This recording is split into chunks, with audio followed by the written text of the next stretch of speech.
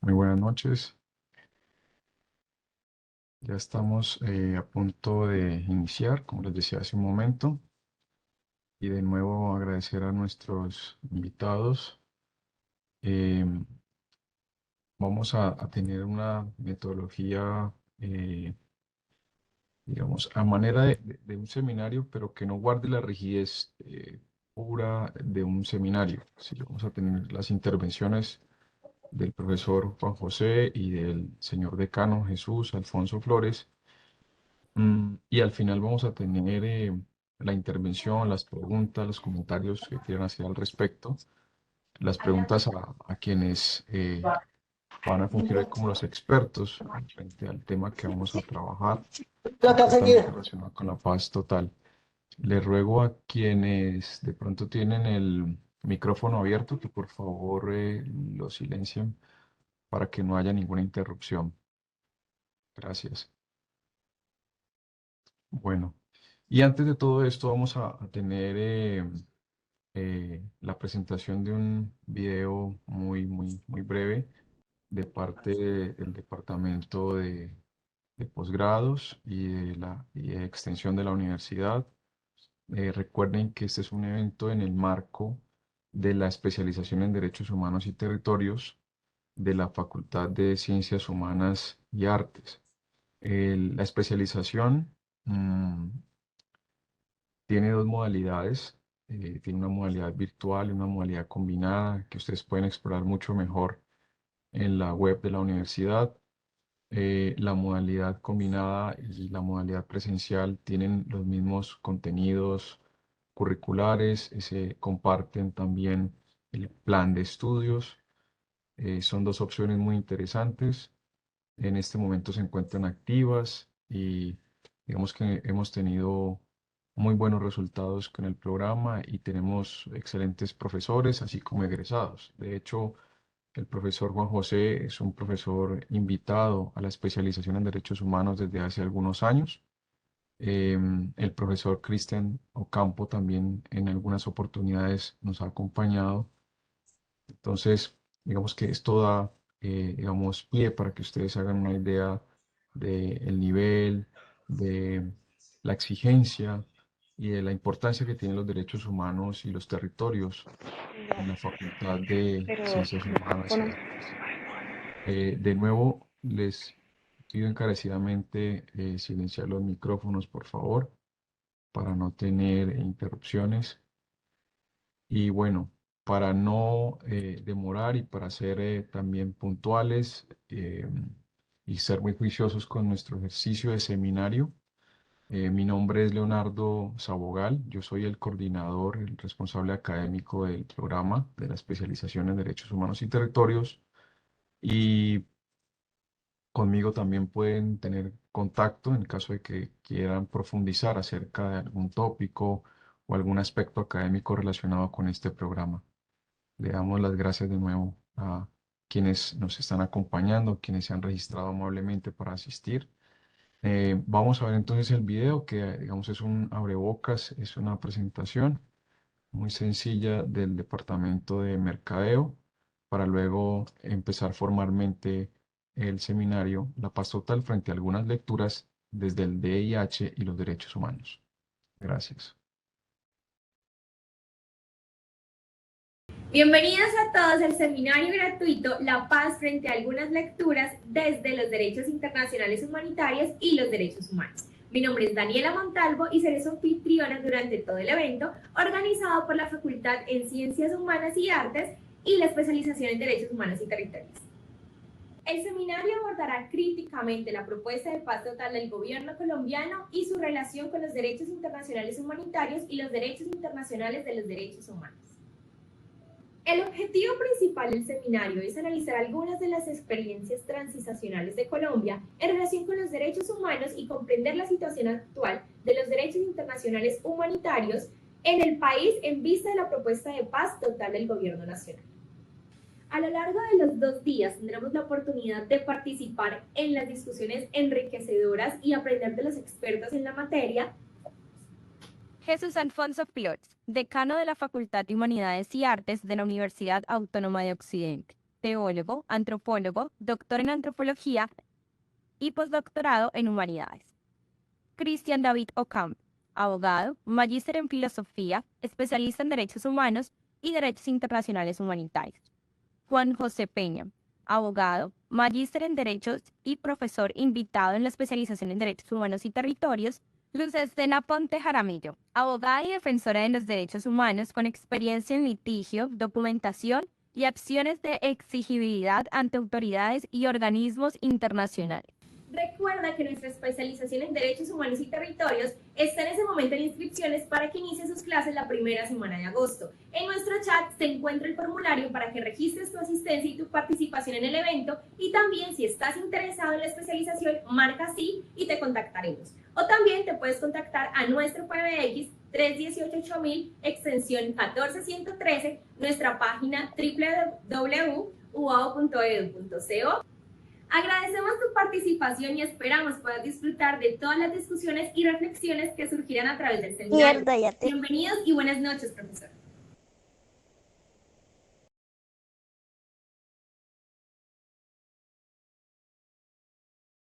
Bueno, ese era el video muy corto. Entonces, les comunico que la lista de asistencia va a estar depositada en el chat. Ahora en un momento la voy a subir. Vamos a dar inicio entonces formalmente. Digamos que aquí los de mercadeo nos ayudaron con la presentación de nuestros invitados. No está de más recordar que el señor decano quiso hacer parte de este ejercicio, cosa que celebramos mucho, porque el decano, el doctor Jesús Alfonso, ha hecho parte de algo histórico en la Universidad Autónoma de Occidente, que es la Cátedra de Paz, una cátedra que aún se encuentra vigente, mucho más con toda la coyuntura que vive actualmente el país, con todo lo de la ley de la paz total y la paz total, como bien lo menciona la ley, no como un programa, sino como una política de Estado. Y en el caso del profesor Juan José Peña, es profesor titular prácticamente de la asignatura de Derecho Internacional Humanitario. El doctor Juan José nos ha acompañado tanto en la modalidad virtual como en la modalidad combinada, que hace su ejercicio desde hace 2 años con nosotros. Inclusive nos ha acompañado en otros eventos académicos de gran importancia, al igual que el profesor Cristian Ocampo. Son profesores de la casa con los que siempre hemos tenido y hemos contado con su apoyo. Eh, Vamos entonces a iniciar. Como les decía antes, hace un momento, la metodología es sencilla. Vamos a tener la intervención inicial del señor decano. Luego vamos a escuchar también en ese mismo orden durante 20-25 minutos al profesor Juan José Peña. Y por último, haremos un panel de preguntas respetuoso, con preguntas concretas para que nuestros invitados puedan profundizar tal vez en algunos tópicos que se requieran para aclarar algunas dudas o para extender y aclarar algunos conceptos. Ese es el ejercicio que tenemos entonces para el seminario. Em, yo simplemente voy a mencionar el nombre de este seminario como una oportunidad que tal vez queramos extender o hacerla de una manera mucho más recurrente, no solamente por la especialización en derechos humanos y territorios, sino como un compromiso ciudadano y un compromiso de la Facultad de Ciencias Humanas y Artes con la región y con el país. Bueno, y no siendo más, señor decano, entonces estamos todos oídos para escuchar su intervención y muchísimas gracias. Bien, buenas noches a todos los asistentes. Dar las gracias por estar aquí con nosotros, por acompañarnos en esta reflexión, y a Leonardo por estar pues muy activo en la coordinación de este seminario. El tema de la construcción de paz se nos constituye para nosotros en Colombia un ejercicio que nos hace pensar en lo que efectivamente podemos o hemos podido avanzar o logros alcanzados al respecto. En otras palabras, plantearnos la reflexión sobre la paz o sobre lo que llamamos construcción de paz, pues tendríamos que mirarlo en digamos, una línea de tiempo que nos permita identificar, visualizar, pues, los diferentes momentos que esto ha conllevado. Entonces, voy a hacer como esta presentación o este breve comentario como en dos momentos. Una parte, mirar como de dónde venimos, los antecedentes en este periodo de o este proceso de construcción de paz. Y en segundo lugar, pues tratar de adentrarnos en lo que hoy el actual gobierno denomina paz total. Estos serán los dos puntos que nos acompañen en la reflexión.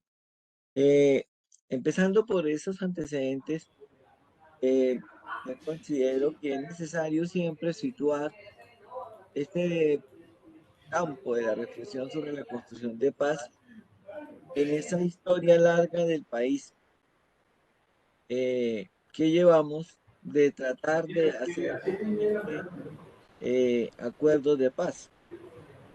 En otras palabras, si nosotros miramos la historia global del país, pues para un sector del mismo, que son los grupos étnicos, los pueblos étnicos, tendríamos que ir hasta el momento mismo del inicio de todas estas violencias, que sería el hecho de la conquista de la colonia, para tratar de decir, bueno, cómo resituamos la construcción de paz eh, que conlleve a hacer auténticas reparaciones. Sin embargo, es importante también indicar que nos queremos o debemos situar o que será muy importante bien hacer esa reflexión de larga temporalidad que tienen sus fundamentos, tienen su explicación. Pero quisiera que nos detuviéramos como en estos últimos 2 siglos, que coincide con ese periodo genérico que en América Latina y en América en general venimos hablando de los procesos de independencia. Es decir, que grosso modo llevamos unos 10 años aproximadamente donde venimos conmemorando, celebrando o haciendo memoria en el continente de cómo se han ido adelantando procesos de independencia con relación a las metrópolis, que en su mayoría radican en eso. Entonces, si nosotros ubicamos allí la represión de la construcción de paz, tendríamos que decir que tenemos una historia como país muy arraigada en trabajar la paz, pero porque hemos tenido una historia también muy arraigada en la violencia. El siglo XIX, como lo muestran muchas referencias históricas, no fue un siglo para nada pacífico, fue un siglo que de una vez dándose el periodo de consumando la independencia y constituyéndose la naciente república, empezamos un proceso de violencia y que grosso modo los historiadores nos la ubican alrededor de 9 conflictos denominadas guerras civiles de cobertura nacional en un periodo aproximado de 80 años. Y terminamos ese siglo y comenzamos el siglo XX con una guerra denominada de las más desastrosas, que es la famosa guerra de los 1000 días. Fueron 3 años y fueron dos del siglo XIX y el uno del siglo XX, que demuestra que hicimos un cruce de siglo. No hay verde.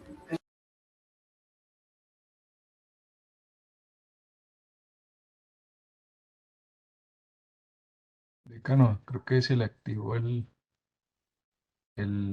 micrófono, se le apagó. ¿Sí? Ya. Ujú. Gracias. Entonces, perdón. Entonces, estaba diciendo que hicimos un tránsito del siglo XIX al siglo XX, donde fue justamente la condición de guerra civil la que nos acompañó, la denominada Guerra de los Mil Días. Y tras de cada guerra hubo un acuerdo de paz, hubo un pacto de paz. Y una vez se posesionan los que ganan la guerra, de inmediato se comienza a pensar en la próxima guerra para destituir al que ganó. Es decir, hemos ido haciendo un proceso de construcción de república basado en la relación entre guerra y política, porque siempre estaban asociadas esas expresiones de violencia en esas nuevas guerras civiles a ver cómo se asumía el poder. Entonces, ese es un factor que nosotros no podemos pasar desapercibido, ni mucho menos, para poder entender o mirar lo que hoy estamos denominando o se está denominando paz total. El siglo XX lo conocemos más de cerca, sabemos un poco más, porque en parte no sé todo el grupo que está aquí presente, pero buena parte de la sociedad presente en Colombia hizo un tránsito del siglo XX al siglo XXI. Y ese tránsito del siglo XX al siglo XXI pues, fue un tránsito trágico, porque también hicimos de nuevo, pasamos de un siglo al otro en una situación de altos niveles de violencia. La característica, la expresión más fuerte de violencia que incluso lo denominamos o la historia lo registra así como la época de la violencia bipartidista colombiana, que, que se evidenció de una manera muy fuerte en ese periodo de los años 40 y 50, pues termina también con un acuerdo de paz. En el año 57 hicimos un acuerdo de paz del siglo XX. Y en ese año 57, pues se ratificó ese acuerdo de paz a través de un plebiscito. Y el plebiscito, pues, al contrario de lo que nos ocurrió en el año 2016, en el año 57 el plebiscito fue positivo a favor de ese acuerdo de paz.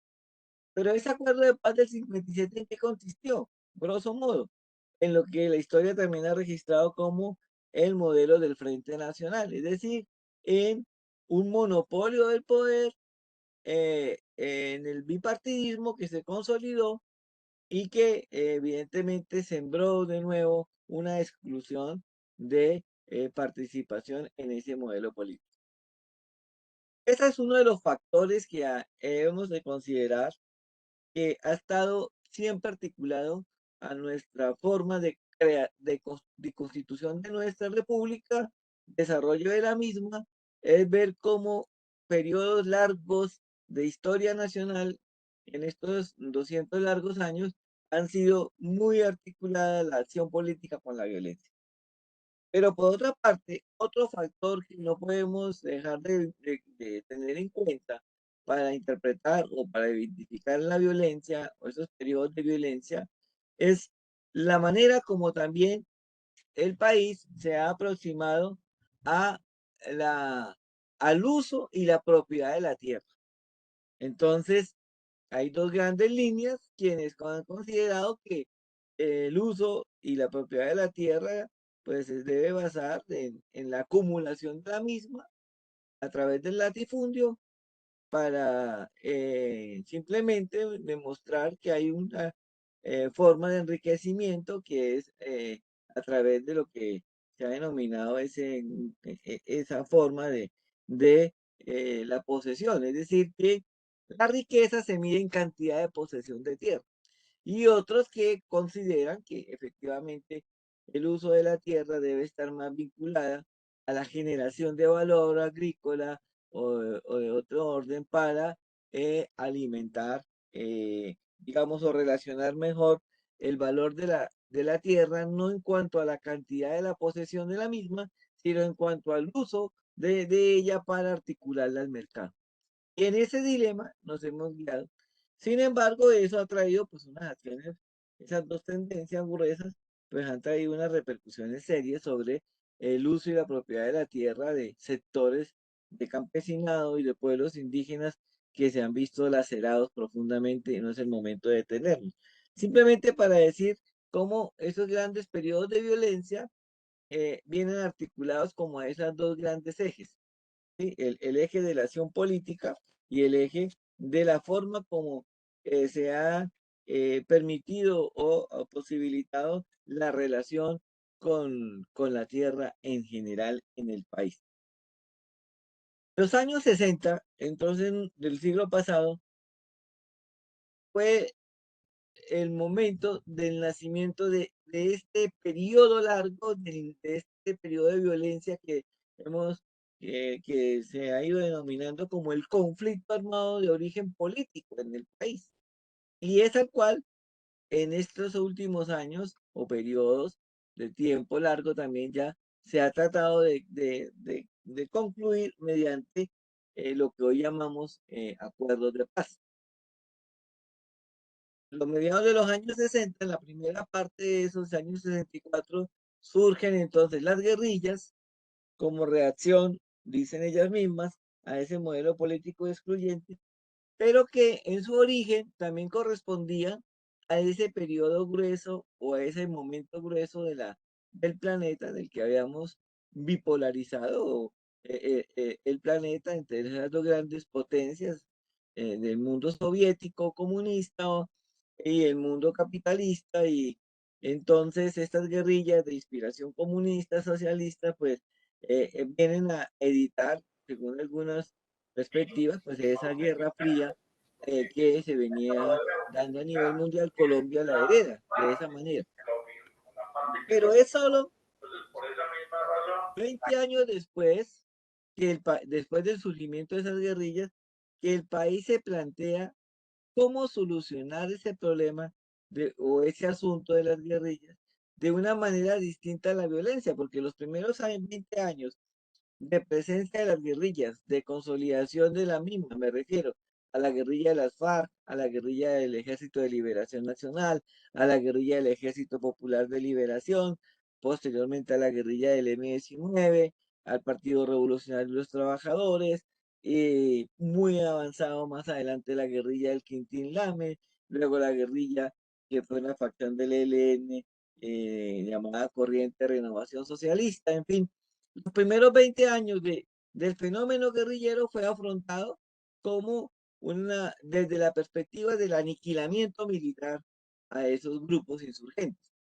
Y es en el año 83 donde el país, a través del gobierno de la época de Belisario Betancur, decide que era necesario reconocer la existencia de unas razones objetivas, se dice en su momento, de la existencia de las guerrillas y la necesidad de que el país entre a solucionar ese conflicto por la vía de la negociación.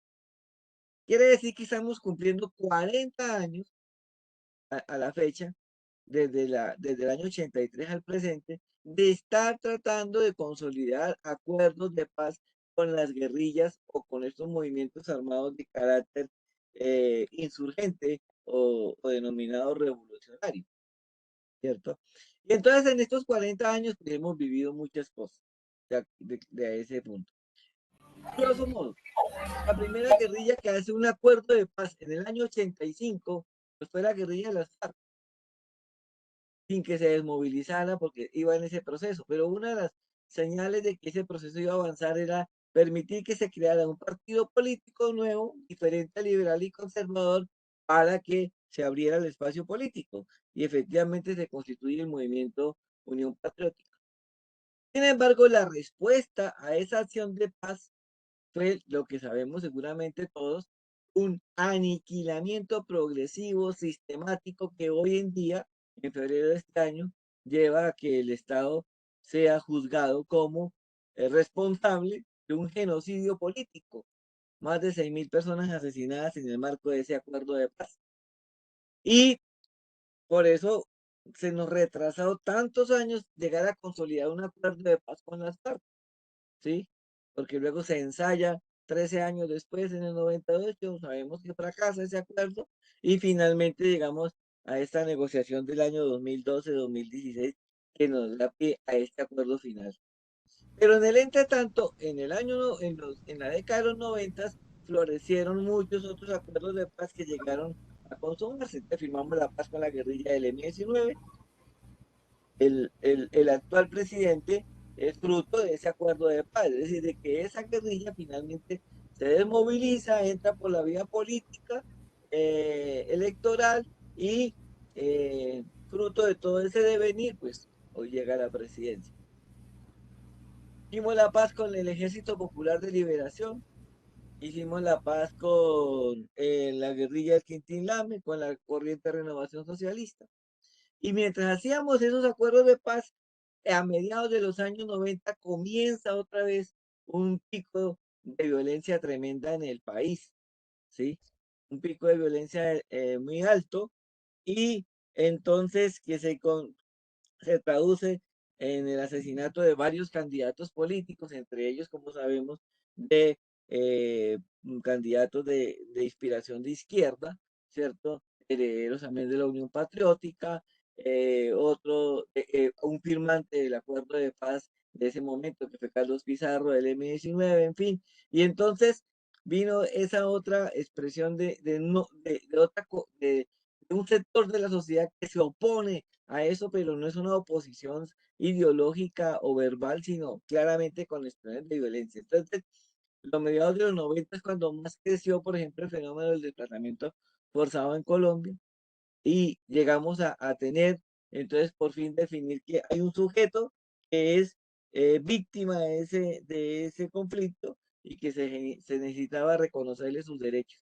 Solo hasta en el año 2011 se logra tener esa ley que va a reconocer la condición de víctima. Entonces,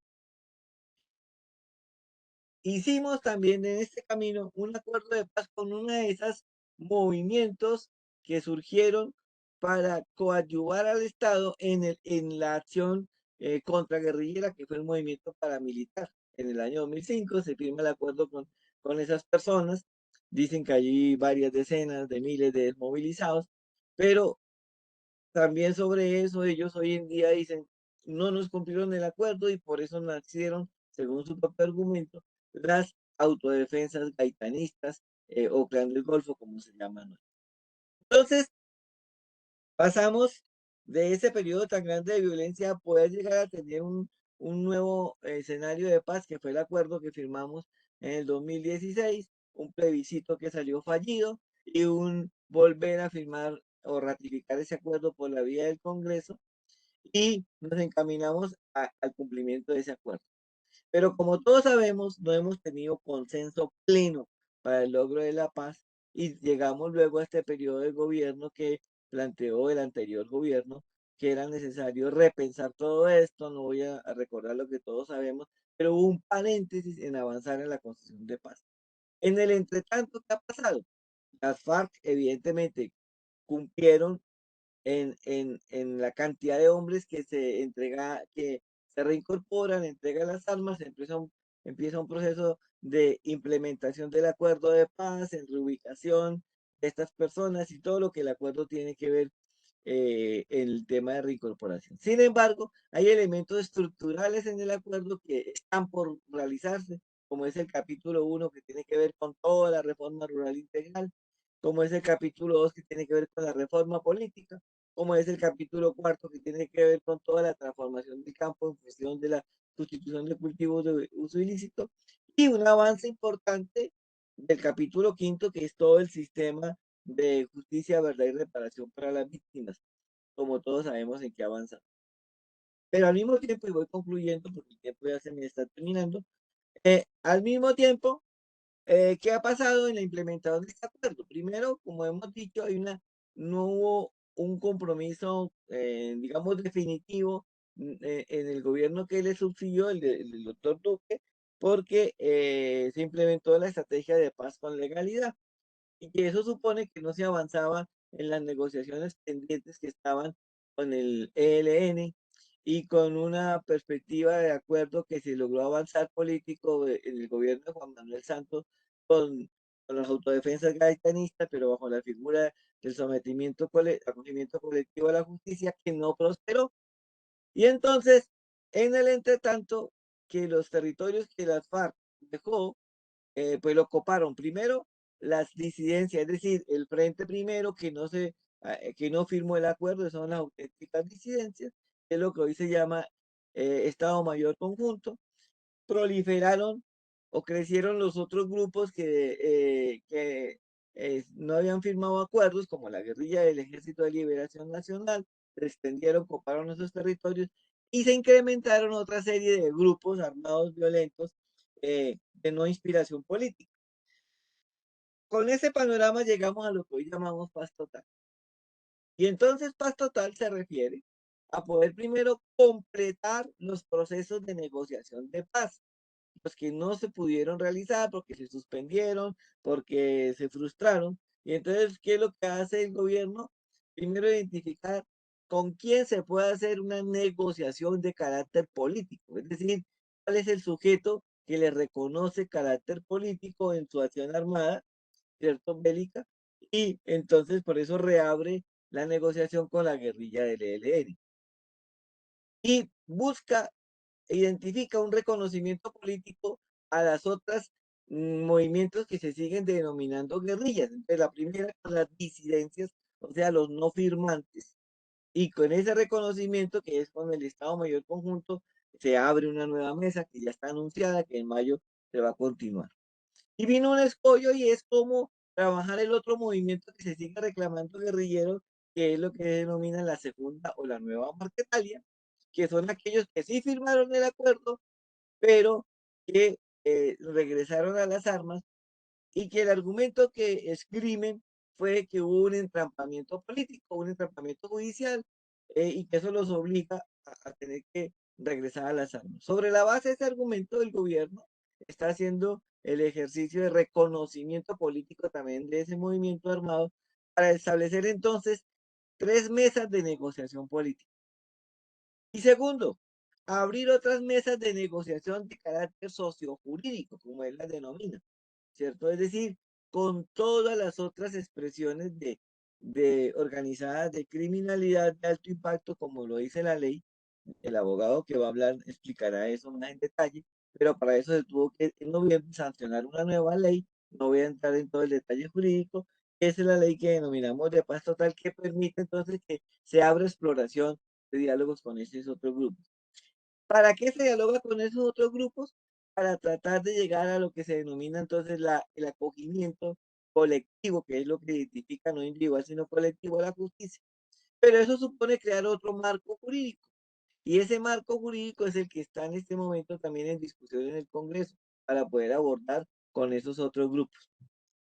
Sin embargo, a pesar de que no hay ese marco jurídico, el avance con varios de esos grupos se ha hecho y es un caso paradigmático, pues es el de Buenaventura, donde se logra que haya un pacto por la vida a través de una tregua de estos grupos llamados los chiotas y los espartanos y que se vayan haciendo unos acercamientos de tipo judicial, que el gobierno pueda y de tipo social también, y que con lo que tiene de capacidad del gobierno de actuar desde el punto de vista legal pueda llegar a hacer algunos compromisos, como trasladar a algunos presos de las cárceles a lugares más cercanos u otro tipo de normas a la espera de que salga el otro marco jurídico para el acogimiento colectivo a la justicia.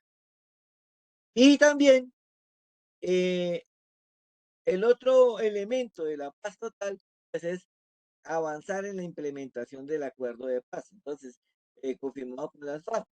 Entonces tenemos que paz total es esto último que se constituye en lo primero, que es consolidar el acuerdo de paz con las FARC, una apertura de mesas de negociación con sujetos de movimientos de inspiración política o de reconocimiento como actores políticos, es con quienes se va a hacer realmente negociación política.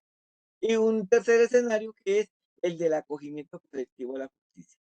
Todo esto, que son procesos de negociación, de interacción, están articulados a un proyecto de gobierno que es el proyecto de hacer que como lo denomina el gobierno, el país se identifique por la búsqueda de la vida, o sea, por la defensa de la vida, que es lo que llaman potencia mundial de la vida, y que se traduzca en la seguridad humana. Entonces, el plan de desarrollo, que también está en discusión hoy en este tiempo en el Congreso, es una expresión de la paz total, o mejor dicho, paz total es poder hacer un plan de desarrollo que tenga como eje el campo de la protección de la vida, de la seguridad humana y que dialogue con estos tres escenarios de negociación. Yo lo dejo hasta ahí como para tratar de entender la razón de eso, porque estriba esa multiplicidad de diálogos en el aprendizaje que tuvimos o que hemos tenido de que no podemos seguir haciendo una paz a pedazos, a retazos, y con cada grupo y quedan otros pendientes, sino tratar de hacer de una manera definitiva un diálogo que conduzca a terminar con todas estas, por la vía de la negociación, ya sea política o judicial, todas estas otras expresiones armadas que hacen imposible o que son elementos que dificultan al mismo tiempo que avancemos en la consolidación del acuerdo de paz ya firmado con FARC. Entonces, digamos que es un entramado que tiene de fondo esa búsqueda de ponerle fin a todas esas otras expresiones de violencia y así no repetir esos círculos permanentes o periodos continuos de violencia. En último, la paz total apunta a lograr la no repetición de las acciones violentas en el marco de estas organizaciones o estructuras. Eso no quiere decir que se va a acabar la violencia. Toda sociedad va a tener momentos conflictivos y de violencia, pero lo que queremos es cerrar, por una parte, es el conflicto de inspiración política con las guerrillas, y segundo, llegar a una negociación con esas otras estructuras de la criminalidad articuladas a las diversas economías ilegales, empezando por la economía ilegal del narcotráfico y de otras expresiones. Y tercero, pues poder llegar a consolidar lo que ya tenemos. Entonces, muchas gracias y hasta ahí para poder darle la palabra a las otras personas que van a hablar. Muchas gracias, doctor Jesús Alfonso. Voy a compartirles mi pantalla.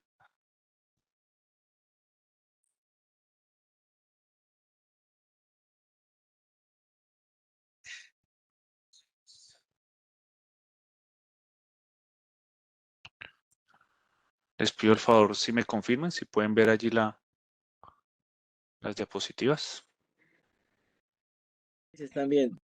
Muchas gracias, doctor. Sí, señor. Entonces, muy buenas noches para todos y todas. Mi nombre es Juan José Peña Cuervo. Yo soy actualmente profesor de la especialización en Derechos Humanos y Territorios en el módulo de Derecho Internacional Humanitario y Derechos Humanos. El día de hoy realizaré una presentación relacionada a los elementos del derecho internacional humanitario frente a la paz total en Colombia.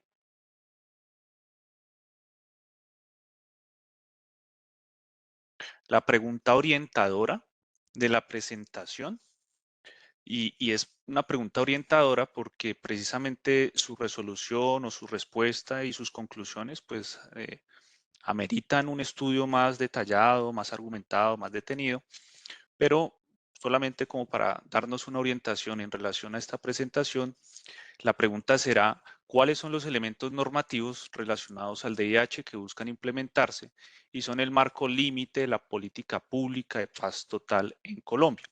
El derecho internacional humanitario es un área del derecho internacional que su objetivo es, por un lado, limitar los medios y los métodos de la guerra que pueden utilizar las partes en los conflictos armados y por otro lado tiene también un objetivo humanizador en relación a la protección de personas y bienes culturales que no están en combate o en una fuerza continua de combate que pues son la población civil, miembros de organizaciones internacionales como los miembros de la Cruz Roja, el personal sanitario, pero también protege objetos culturales como museos, obras artísticas, las personas que trabajan en relación a la protección o el estudio de esas obras artísticas y científicas que dan identidad y generan un paradigma o generan un horizonte de sentido a esa nación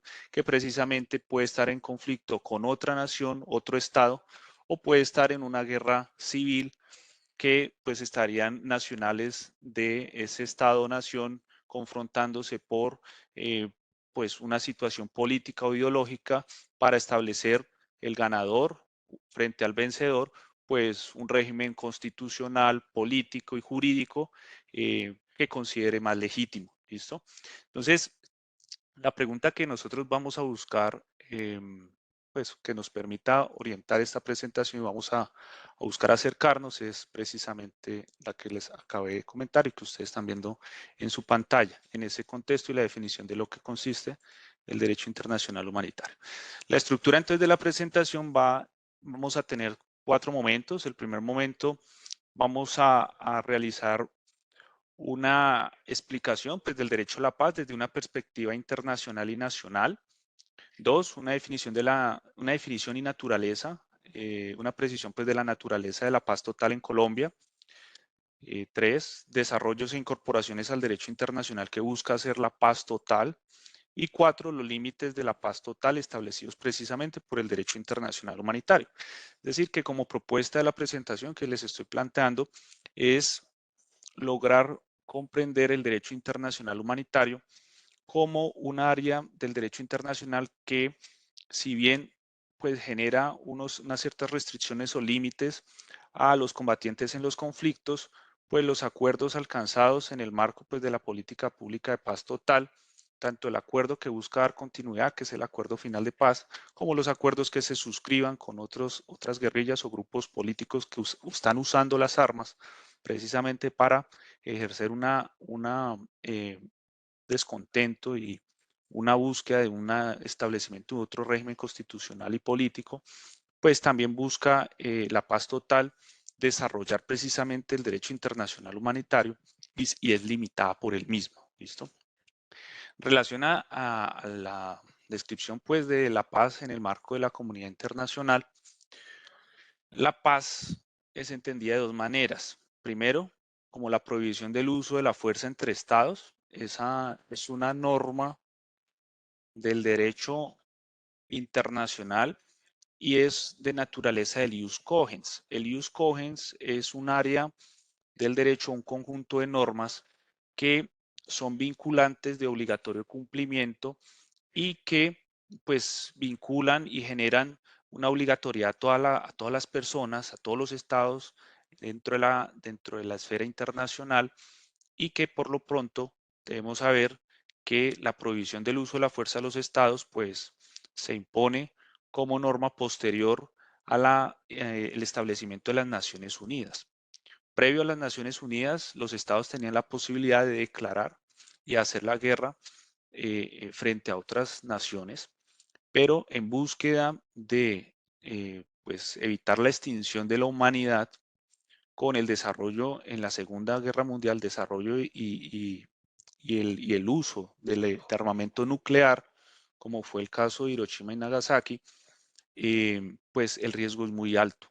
Pues, que los estados siguieran teniendo ese uso de la fuerza indiscriminado para generar o declarar, digamos, una guerra frente a otros, debió ser limitado y el sistema de Naciones Unidas, pues plantea en primera medida ese elemento ideológico, pero también jurídico, que pues es la limitación del uso de la fuerza. ¿Listo?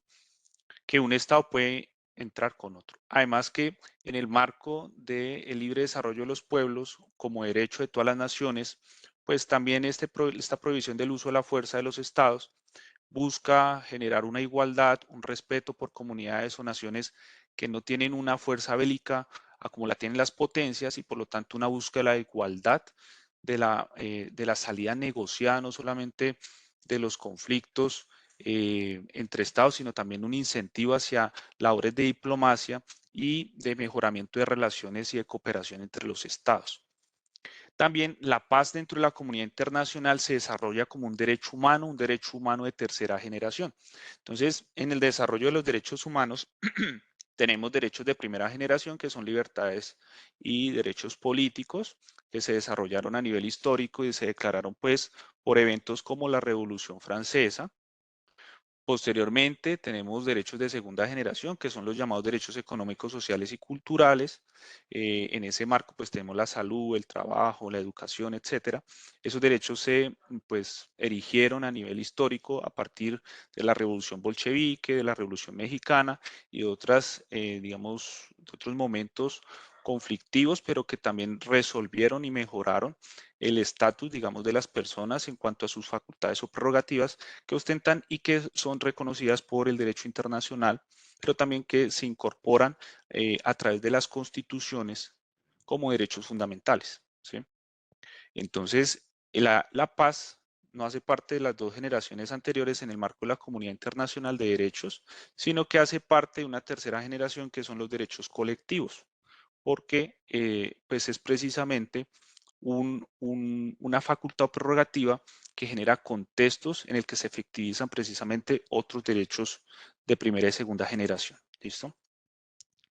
El marco pues, de tratados internacionales que precisamente podemos deducir esas dos premisas anteriores, esas dos formas o enfoques que vemos la paz como una prohibición del uso de la fuerza y como derecho de tercera generación, un derecho colectivo, pues es precisamente estas declaraciones y pactos que ustedes están viendo en pantalla. Está el Pacto de París, la Carta de Naciones Unidas, la Carta de las Naciones Unidas precisamente, la Declaración de Derechos Humanos de 1948, la Declaración de Estambul de 1969, el Pacto Internacional de Derechos Civiles y Políticos de 1966, la Declaración sobre la Preservación de las Sociedades para Vivir en Paz de 1978, que se genera a partir de la Asamblea General de las Naciones Unidas, al igual que la Declaración sobre el Derecho de los Pueblos a la Paz de 1984. También contamos como instrumento internacional que soporta precisamente estas dos formas que se concibe la paz por parte de la comunidad internacional, con la Carta Africana de Derechos Humanos de los Pueblos de 1981, el protocolo adicional a la Carta Africana de los Derechos Humanos y los Pueblos, de los Derechos de las Mujeres en África del 2003, el Estatuto de Roma, el Estatuto de la Corte Penal Internacional de 1998 y la Declaración del Milenio del 2000. Entonces, el derecho humano a la paz tiene unas esferas o se relaciona con otros elementos que debemos manifestar, que el primero de ellos es, pues no hay una separación entre lo público y lo privado. Si bien el derecho a la paz es un derecho colectivo, genera una articulación en la vida y en la esfera personal de cada uno de los individuos que pues desarrollan su proyecto de vida en esas sociedades y pues su existencia eh, enaltece, dignifica a las personas y promueve la finalidad de las sociedades y de las personas y esos proyectos que tienen las personas en esas sociedades.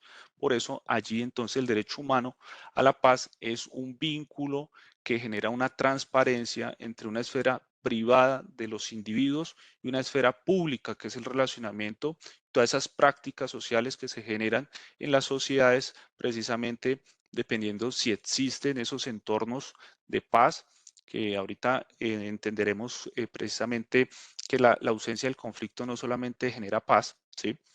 Sino que pues también genera una viabilidad de los proyectos esa ausencia, ¿sí? También tenemos que como segundo elemento, la paz tiene como fundamento moral la solidaridad. Entonces, los derechos humanos y el sistema del derecho internacional humanitario gozan de un soporte ético, ¿sí? La moral entendida como lo que es bueno o malo pasa o genera un segundo escalón a partir de su reflexión al plano ético sobre lo que es lo que es correcto y lo que es incorrecto. A partir de ello, entonces, se evidencia que pues, los sistemas internacionales de derechos humanos y el sistema internacional del derecho internacional humanitario, el DIH, pues gozan de un soporte ético y por lo tanto de un soporte moral donde la solidaridad y la ayuda mutua, la cooperación, se presenta pues como soporte y fundamento racional de este derecho. También tenemos el derecho a la vida como un elemento individual, que ya lo tocamos. A nivel colectivo se tiene el derecho a la libre determinación de los pueblos, donde cada nación pues es autónoma y tiene la posibilidad de desarrollar sus decisiones en cuanto a elección del sistema político, el sistema jurídico, y otras naciones tienen la prohibición de intromisión o de colonizar, pues precisamente, y de abstenerse, pues, de generar el desarrollo de este derecho de las naciones. Tenemos también que entonces debemos comprender el derecho humano a la paz como un derecho contexto que efectiviza otros derechos. En relación ya al plano nacional, dentro del sistema jurídico colombiano, la paz se plantea en la Constitución Política de 1991, ¿sí? Que es una constitución que nace precisamente de unos procesos de acuerdos con el M-19, con el Quintín-Lame, con el EPL, y que pues hay constituyentes incluso de la guerrilla que se dejó las armas y se incorporó a la vida civil del M-19, y hay pues, personas que están como observadores en ese proceso constituyente que emergió pues precisamente esta carta política, que también tiene una finalidad en su preámbulo y en el artículo 22 frente a la paz.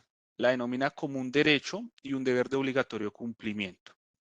La Corte Constitucional como una autoridad judicial que tiene como competencia pues la salvaguarda y la interpretación de la Constitución, en su sentencia C-160 del 2017, manifiesta que la paz debe comprenderse de 4 maneras. Primero, como uno de los propósitos fundamentales del derecho internacional y la comunidad internacional, que ya lo explicamos anteriormente.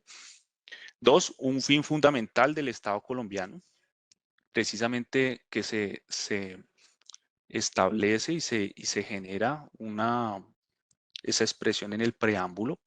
3, un derecho colectivo en cabeza de la humanidad dentro de lo que se llaman los derechos de tercera generación, que ya hace poco lo acabamos de explicar, y un derecho subjetivo fundamental de cada uno de los seres humanos individualmente considerados.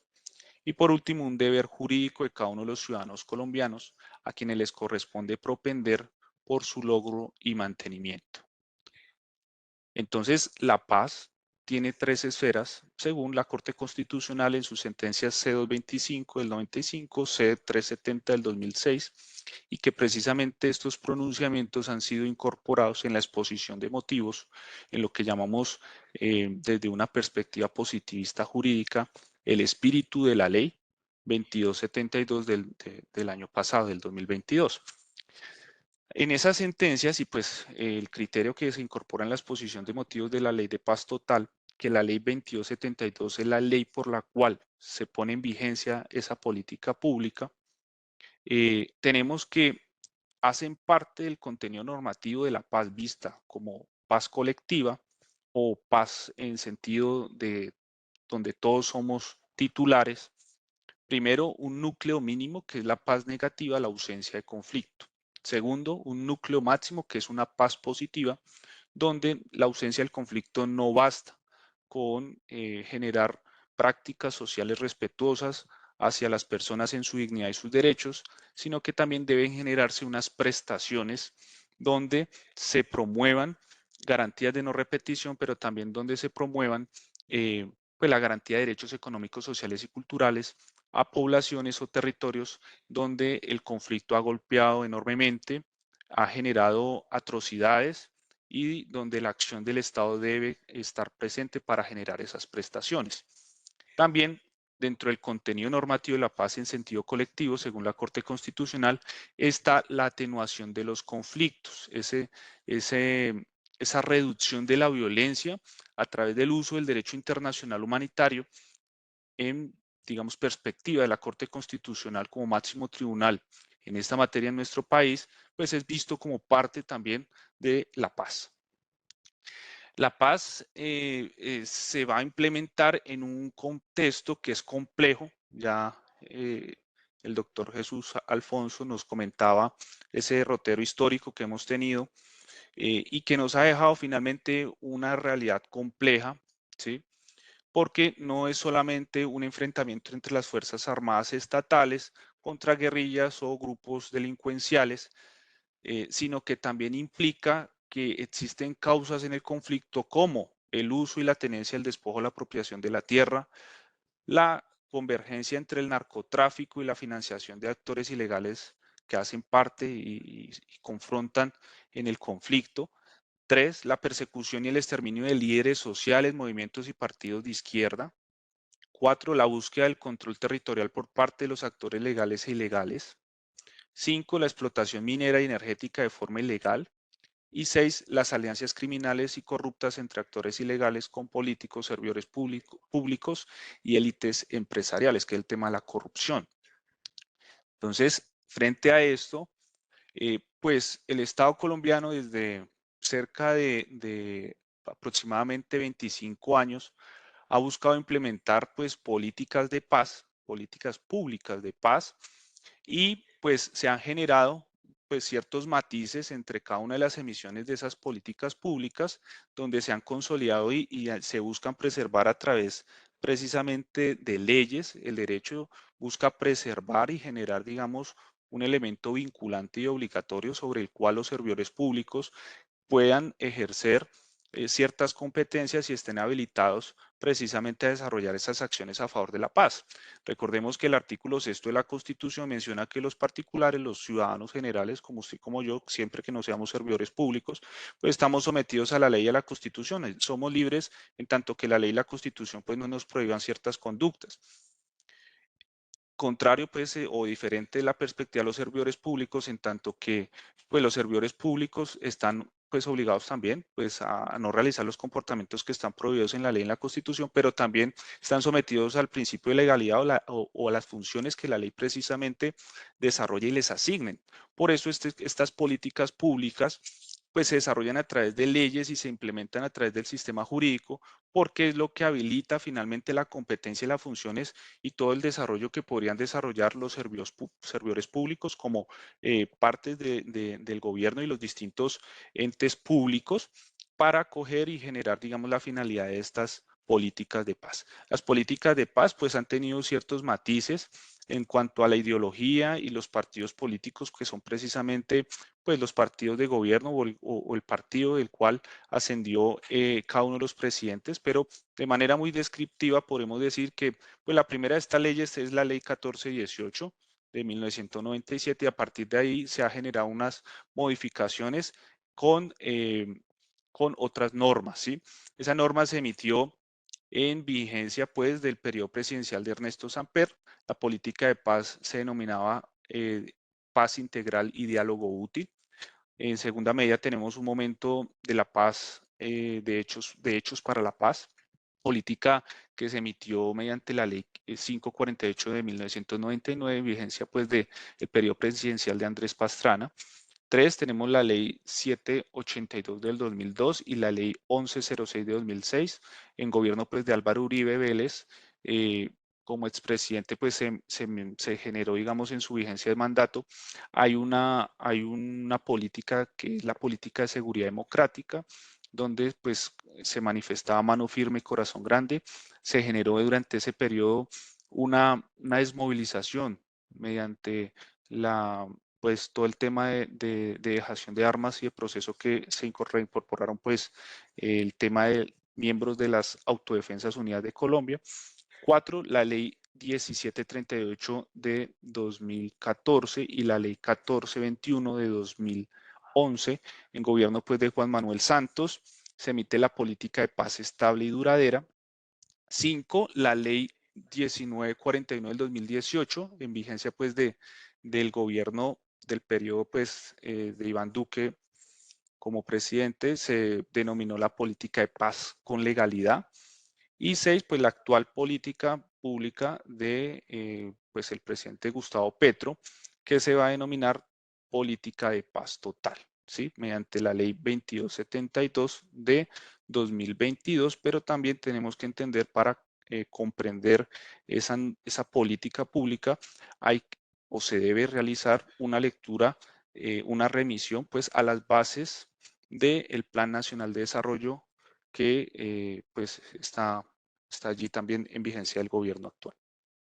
Entonces, la política de paz total debe comprenderse como el resultado de una analogía de moneda, ¿sí? Frente a todo derecho, que es el derecho a la paz, se generan unas obligaciones de los ciudadanos y obligaciones del Estado de precisamente pues generar todas las acciones, el compromiso ético y jurídico desde un raigambre constitucional e internacional por pues generar entornos estables, entornos respetuosos de la dignidad humana y los derechos humanos para que pues se puedan proyectar y se puedan desarrollar esos proyectos de los individuos. Entonces, los deberes emanados de la paz como derecho, según la sentencia C-379 de 2016, la Corte Constitucional plantea 3 deberes, ¿sí? Es decir, como 3 obligaciones que están en esa otra cara de la paz, la paz entendida como una obligación.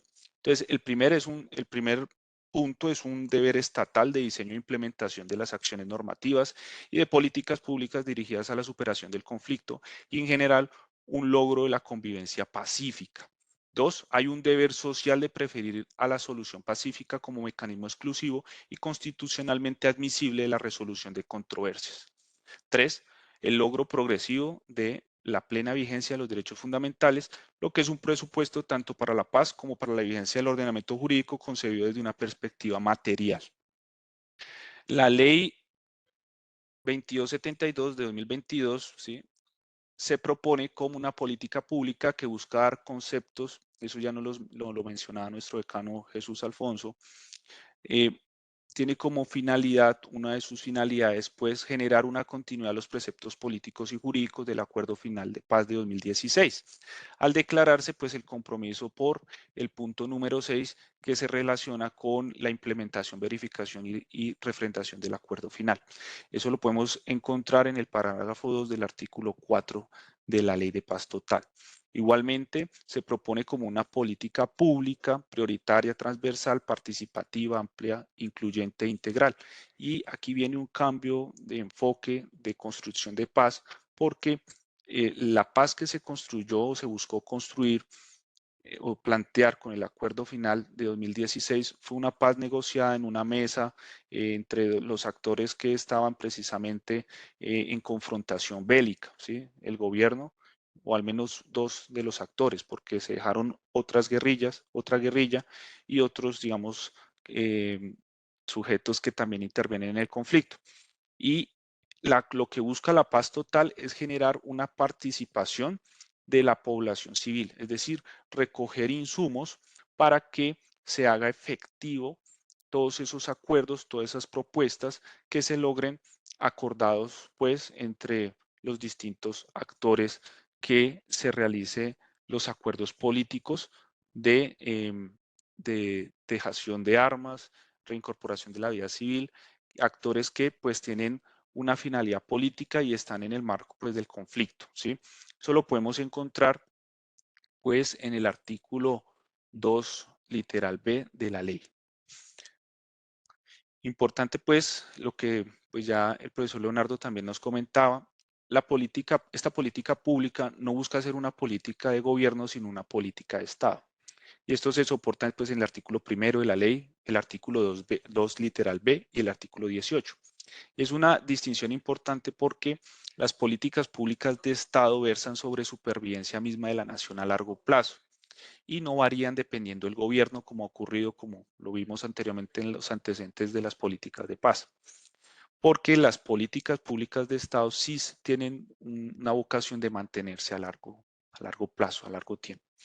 Entonces, lo que allí ha tenido la ley es unas críticas en relación a las objeciones, en relación a que si se buscaba generar una política pública de Estado, debió haberse realizado mediante un acto legislativo que reformara pues, la Constitución y de manera transitoria o permanente, pues se vinculara como una política pública de Estado. Pues ahí hay una discusión y hay un debate en relación a si efectivamente la descripción, o mejor, la declaración de lo que se plantean esos 3 artículos de la ley 2272 finalmente va a ocurrir, porque pues es posible que se genere un nuevo gobierno y pues nuevamente se genere una derogación de esta ley, o mejor, una modificación pues de la ley 417. La paz total tiene otros 2 objetivos. Primero, busca llegar a acuerdos de terminación del conflicto mediante diálogos políticos con grupos armados organizados, ¿sí? que tengan, digamos, una finalidad política en el marco de la confrontación armada. Y dos, el sometimiento a la justicia también con grupos armados organizados que no tengan una finalidad política en el marco del conflicto y con estructuras armadas organizadas del crimen de alto impacto que naturalmente pues no tienen digamos una vocación, no tienen un elemento ideológico en su lucha armada. Los grupos armados organizados se describen por esta ley en el artículo 2 como grupos que tienen dirección de mando responsable, es decir, grupos que tienen una estructura y tienen unos dirigentes, ¿sí? Una cadena de mando, controlan territorio y realizan operaciones militares constantes.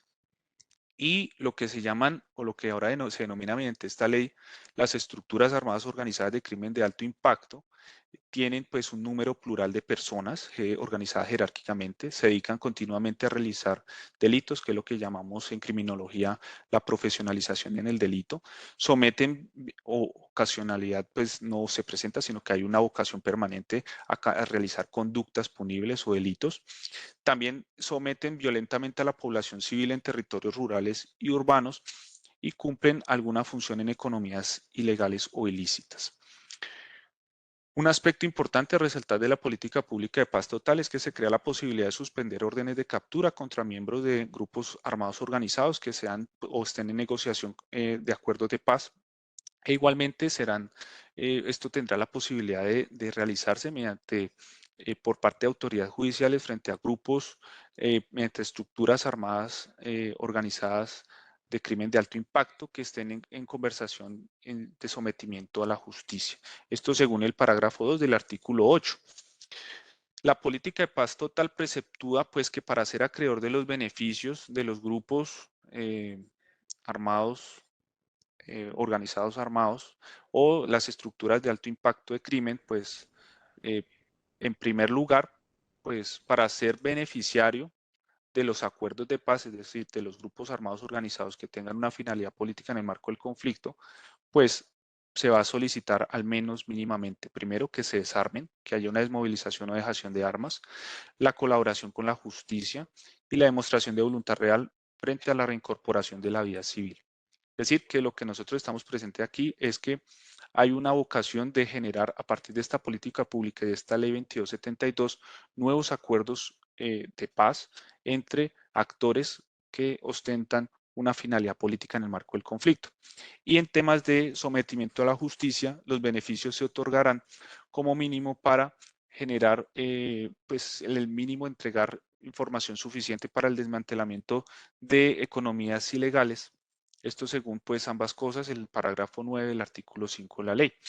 Hay un sometimiento de la justicia que ha sido reiteradamente criticado pues, por diversos actores sociales y políticos actualmente de la ley, pero lo que tenemos que tener en cuenta, y es cierto desde el punto de vista jurídico, el sometimiento a la justicia tiene concordancia o similitud con el tema del principio de oportunidad en el derecho penal ordinario, ¿sí?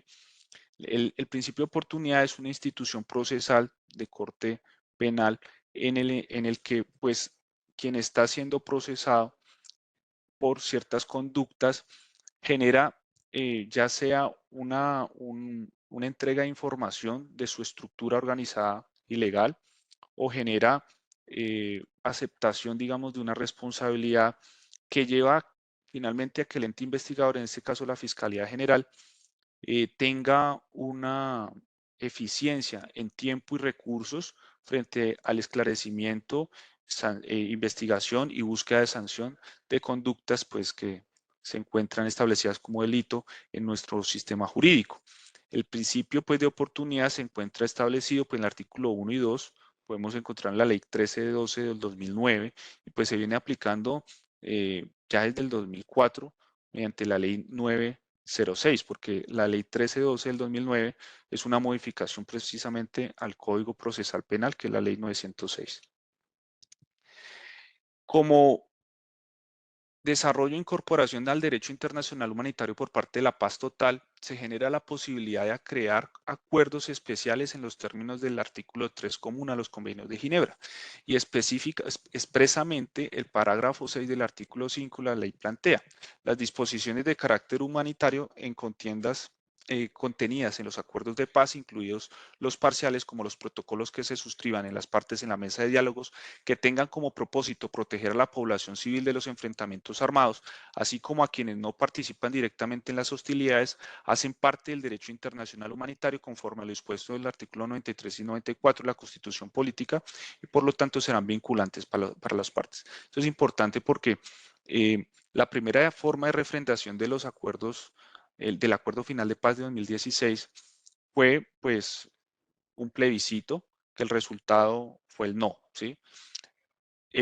Previo al no se había dicho que se iba a incorporar precisamente de esta manera el acuerdo final, el acuerdo pues, de paz suscrito entre el gobierno de Juan Manuel Santos y las FARC-EP.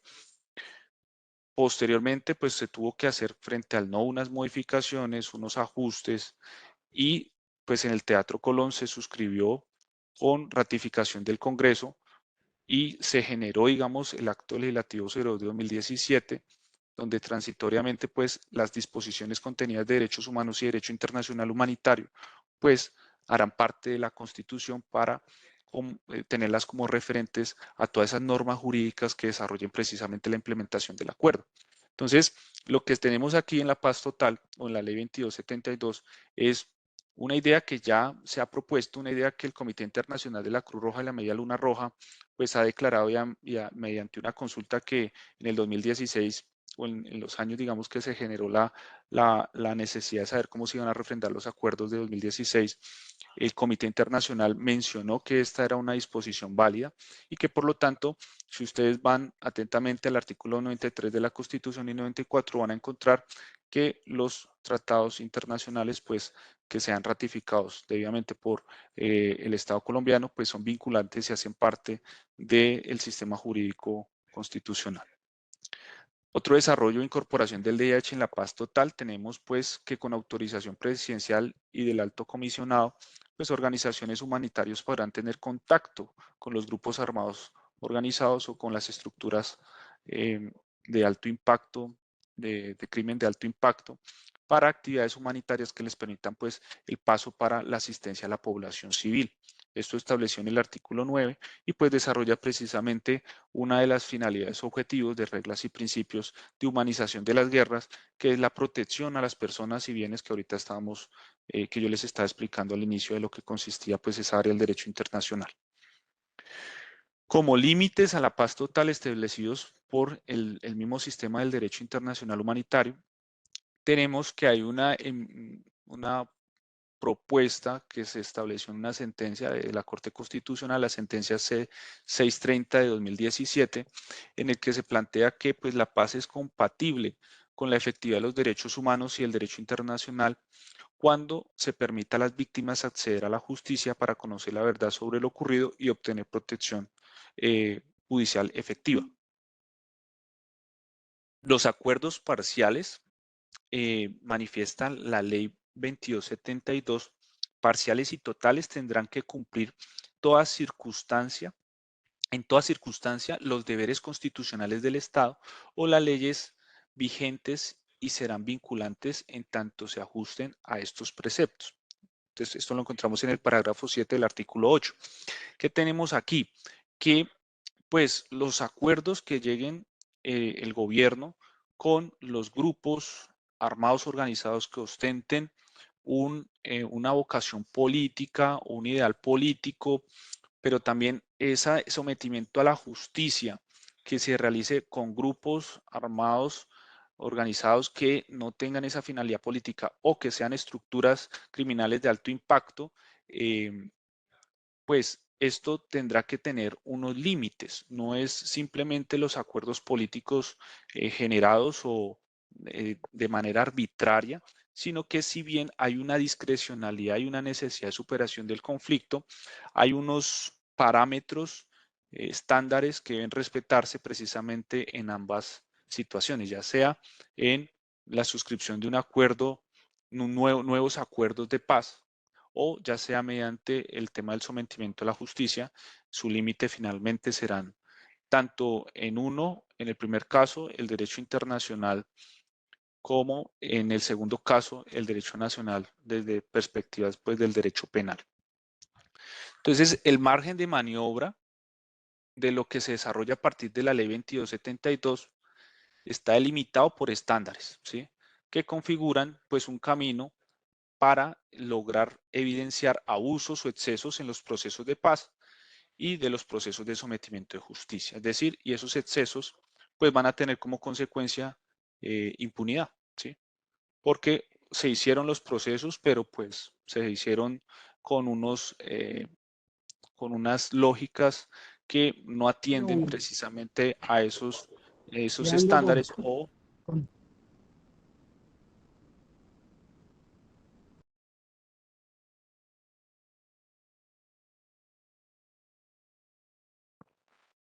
los estándares, al menos internacionales, en relación al derecho internacional humanitario, son los principios contra la impunidad de las Naciones Unidas y el Estatuto de Roma. Dentro de los principios, pues están establecidos en el conjunto de principios actualizados sobre la protección y promoción de derechos humanos mediante la lucha contra la impunidad, del 2005, el estudio independiente sobre las mejores prácticas incluidas de recomendación para la ayuda de los estados para combatir la impunidad, del 2004, de la profesora Dane Orelchik, el conjunto de principios para la protección de promoción de los derechos humanos mediante la lucha a la impunidad, de Louis Joinet, de 1997.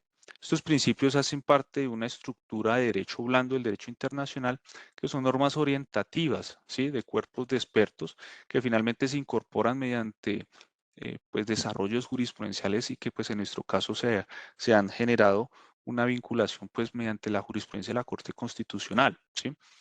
Y el Estatuto de Roma, pues, impone una obligación internacional a Colombia a investigar, juzgar y sancionar delitos internacionales, genocidio, delitos de lesa humanidad, crímenes de guerra y de agresión. Lo que tenemos actualmente es que en la ley 1820 del 2018, en relación precisamente al desarrollo de ese acuerdo de paz del 2016, pues no hay una prohibición expresa, ¿no?, de vincular en conexidad delitos políticos con estos crímenes internacionales, que son competencia pues, de la Corte Penal Internacional y se encuentran tipificados en el Estatuto de Roma. Entonces, ante visos o alertas de impunidad, pues va a generar competencia a la Corte Penal Internacional y por lo tanto esto significa un importante límite pues a lo que llegue a desarrollarse de la Ley 2272.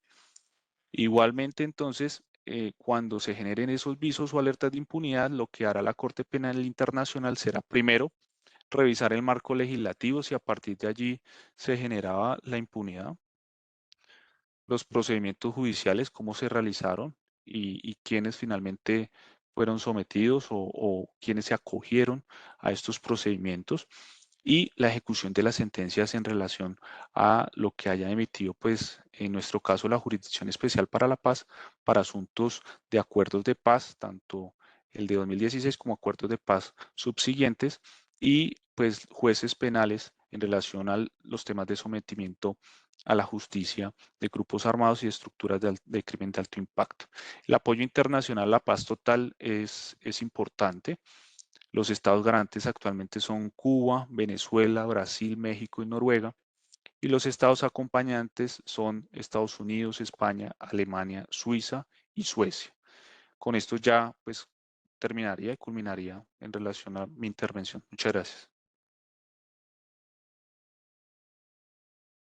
Muchísimas gracias, profesor Juan José, por tan interesante explicación y por todos los detalles dentro del marco normativo, el marco jurídico desde la ley 417 del 98 hasta hoy, la implicación del soft law, del hard law y todo lo relacionado con el VIH como límites a la ley de paz total o ley 2272 del año inmediatamente anterior.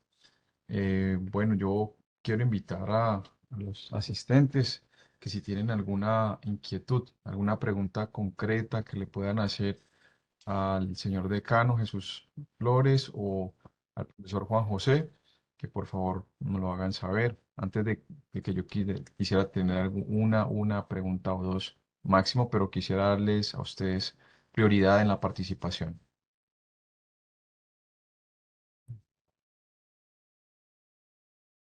Si alguno quiere hacer la pregunta, lo puede hacer en el chat o... Buenas noches. Sí, buenas noches. Bueno, mi nombre es Felipe Domínguez. Buenas noches a todos. Respecto a lo que dijo el decano o el último profesor, yo entré media horita después, disculpa, pero se me presentó problemas para descargar la aplicación.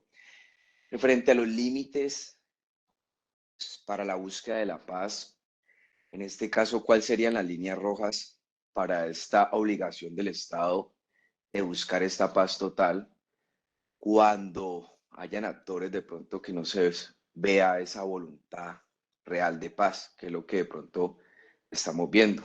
Todo el interés del Estado en buscar la paz, pero vemos actores que en realidad hacen una cosa de voz, pero con los hechos hacen otra cosa. No sé, la pregunta dirigida a alguien en especial, Felipe. Sí, al último profesor, sí. Y Ok, disculpe, y en cuanto a las estructuras criminales, pues se tiene que tienen jerarquía, que tienen un control de mando, que en realidad están haciendo operaciones. ¿Le llamamos operaciones militares o operaciones ilegales? ok. Profesor Juan José. Y luego, pues, entraremos en la pregunta de el señor Alfredo Sánchez. Juan José. Bueno, aquí debemos manifestar que estamos en el marco de uno de los momentos del desarrollo de justicia transicional en Colombia, ¿sí? Precisamente porque se podrán suscribir acuerdos políticos para la finalización del conflicto de participación de grupos armados que precisamente tengan una finalidad, una intervención en el conflicto de liberación nacional, ¿sí?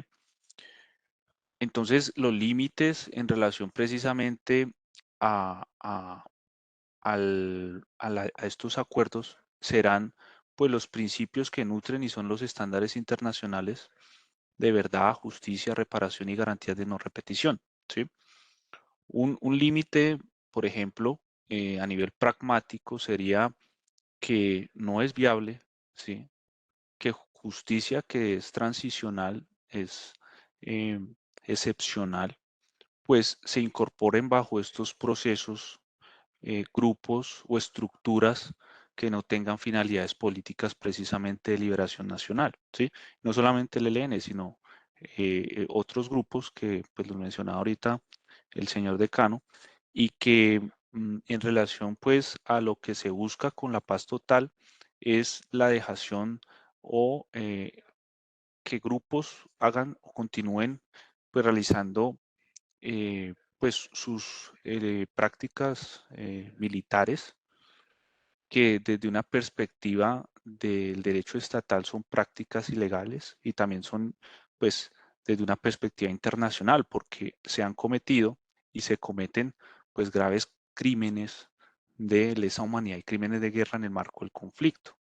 Entonces, la violencia está tan desatada y está tan compleja que grupos que no tienen una finalidad política ostentan una fuerza bélica que hacen frente y es una fuerza bélica constante y que son catalogados como eh, grupos armados ilegales, que allí, por ejemplo, tenemos el tema del Clan del Golfo, ¿sí? Que si bien no tienen una estructura o tienen una finalidad política, su fuerza bélica pues les permite desarrollar actividades militares y que pues se exteriorizan o se enmarcan también como actividades pues ilícitas. Ok. Eh, Alfredo Sánchez. Alfredo. Tiene, debe encender el micrófono. Y buenas noches para todos, qué pena. Mi pregunta, o más bien como un aporte a la conversación y a la discusión, está relacionada con lo que decía el señor decano, ¿no? En cuanto a cómo los escenarios y los entornos escolares deben, ¿sí? En cuanto a la justicia restaurativa y los procesos pedagógicos que van a ir lineados para con nuestros estudiantes, ¿de qué manera? ¿Sí? Cada uno de estos aportes que están incorporados en las diferentes líneas de bases o en las diferentes políticas nacionales van a entrar a permear los escenarios de convivencia escolar para realmente garantizar esa paz total y duradera. ¿Qué escenarios se puede tener y qué estrategias realmente nacionales están especificadas y dónde se pueden encontrar para un escenario escolar y apoyar toda esta práctica docente? Decano, si usted gusta intervenir. No sé, aquí en el chat, decano, también se habla de en qué líneas de la paz total se encuentran los grupos étnicos o indígenas. Entonces, no sé si también se podría darle respuesta a esas dos inquietudes. Gracias. Es muy importante lo que plantea Alfredo sobre la escolaridad o el mundo escolar. Yo creo que tendríamos que diferenciar dos escenarios, ¿no? Uno es el escenario de la negociación política hacia la paz o el establecimiento de acuerdos o la paz entendida como acuerdos que firma el Estado con todas esas estructuras ilegales, una de carácter político y otra sin ese carácter. Y que luego se deben traducir en asuntos, pues obviamente de carácter judicial, con esto que explicaba el profesor de la justicia transicional, en fin, pero también y sobre todo acuerdos de carácter social, es decir, cómo garantizar que se impacte en la sociedad estos acuerdos a fin de que se garanticen o contribuyamos a la no repetición. Y un factor de no repetición es darle oportunidades, darle realmente posibilidades de crecimiento social a la inmensa mayoría de todas estas personas que se vinculan a la criminalidad, fundamentalmente porque son expulsados muchos de ellos han sido expulsados del sistema educativo, han sido expulsados de la misma dinámica económica, en fin. Entonces, la educación se nos vuelve como un referente importante, primero para ayudar a hacer ese tránsito de todas estas personas que se han vinculado a las acciones delictivas y que quieren hacer un esfuerzo por vincularse o reincorporarse a la sociedad. Y entonces es allí en las aulas o en los diferentes niveles de la educación del sistema educativo que se debe estar atento tanto el sistema público como el sistema privado para facilitar eso. Ese es un escenario. Y el otro escenario, que es el que más se relaciona con lo que usted señala, es el escenario de la convivencia. Es decir, creo que debemos, normalmente se distinguen como esas dos cosas. La paz en cuanto a expresión de acuerdos o llegar a acuerdos con organizaciones armadas y la convivencia pacífica, que es todo el escenario de cómo nosotros logramos afrontar toda la conflictividad normal de todo grupo humano. Entonces, el escenario escolar se nos vuelve como un referente importante para ir logrando cada vez más elementos que faciliten una convivencia respetuosa, una convivencia basada en la ética, una convivencia basada en los deberes.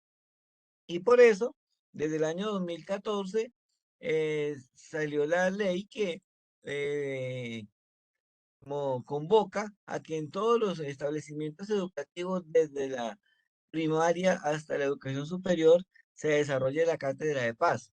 Y la Cátedra de Paz, pues tiene como esa perspectiva de mirar cómo nosotros debemos partir de la memoria, de la historia del país, de la memoria del conflicto, de la memoria de las víctimas, pero además pasando por las formas de conflictividad que tenemos, que no siempre han sido respetuosas con los otros seres vivientes. Entonces la Cátedra de Paz incluye justamente esa reflexión sobre el ser humano y la naturaleza, todo ese campo del reconocimiento de los derechos de todos los sujetos, empezando por el sujeto humano, pero otros reconocimientos de otros sujetos, como ya empezó a darse en el país a través, por ejemplo, el reconocimiento de sujetos de algunos de los ríos, como el río Atrato, el río Cauca, la Amazonía, en fin.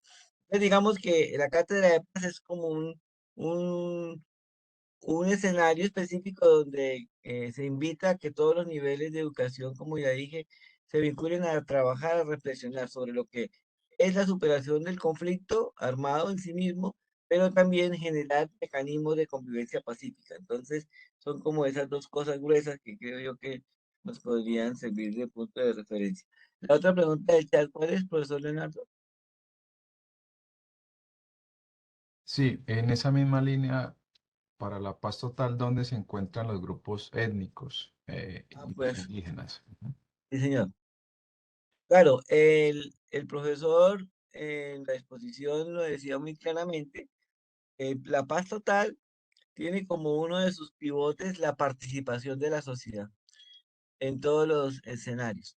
Y por lo tanto, los pueblos étnicos, los grupos indígenas, pues ellos como uno de los sujetos que en las últimas 2 décadas por lo menos han sido objeto de altos niveles de victimización, no solamente ellos como seres humanos, como agrupaciones, sino también sus propios territorios. Y recuerden que la ley de víctimas, el decreto que reglamenta la misma y la desarrolla para indígenas y afrocolombianos, dice que el territorio también es víctima y por eso entonces debemos tener una consideración al momento de plantear la reparación de los daños y llegar a ese nivel de la reparación de los daños al territorio. Entonces los indígenas entran de manera muy específica en la paz total en la medida en que ellos están aportando eh, elementos al cómo recuperar esas acciones que han generado daños, cómo reparar esos daños. Entran también en la paz total en cuanto que son un sujeto especial de protección en el derecho internacional humanitario, por ejemplo, todo lo que se denomina territorios colectivos, territorios sagrados, y por ende son un actor como de en la primera línea de participación y allí porque ellos a su vez pues gozan de unos reconocimientos de derechos colectivos como el derecho a la autonomía de gobernanza en sus propios territorios y entonces todo lo que transcurra en la aplicación de la paz debe haber un diálogo particular, por eso en el acuerdo final con la FARC se quedó el famoso capítulo étnico, que es el que dice que necesariamente todo lo que quiera tenga que hacerse en favor de la paz no puede afectar los derechos que ya han sido reconocidos para estos pueblos. Y en segundo lugar, que tiene que haber una participación efectiva para la aplicación digamos, para la implementación de acuerdos de paz allí. Entonces, tanto los territorios indígenas como los propios pueblos indígenas son elemento, digamos, fundamental para la puesta en marcha de la paz total. Muchas gracias, decano. Aquí creo que aquí hay una alusión, no sé, profesor Juan José, en el chat habla de cuál será la entidad encargada, pregunta Eliana Sánchez, la entidad encargada de vigilar que los actores armados realmente cumplan con lo pactado. Y por ahí en ese mismo orden se dice, o la paz total es una política pública de Estado o de gobierno, siendo que para la política de Estado habría que hacer una modificación constitucional, pregunta Carlos. Entonces, eh, para que enlaces esas dos preguntas, profesor Juan José. Bien, pues ya existe una entidad, un organismo público que es la Comisión de Seguimiento, Impulso y Verificación de la Implementación del Acuerdo Final, ¿sí?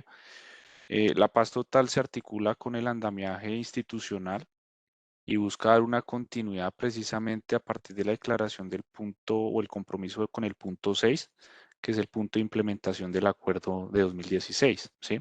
Acuerdo que fue suscrito entre el gobierno de Juan Manuel Santos y las FARC-EP. En relación a esa vocación y a esa declaración que la política de paz total ha manifestado que es una política de Estado, considero que es precisamente por esa articulación que ya se encuentra declarada en el sistema jurídico constitucional de manera transitoria por los actos legislativos y leyes estatutarias que han desarrollado precisamente el acuerdo final y lo que busca con esa declaración la ley 2272 es generar una legitimidad y una claridad de la vocación de continuar con el proceso de 2016. ¿sí? En cuanto a los 6 puntos que desarrolló el acuerdo final de 2016, como para los acuerdos que se lleguen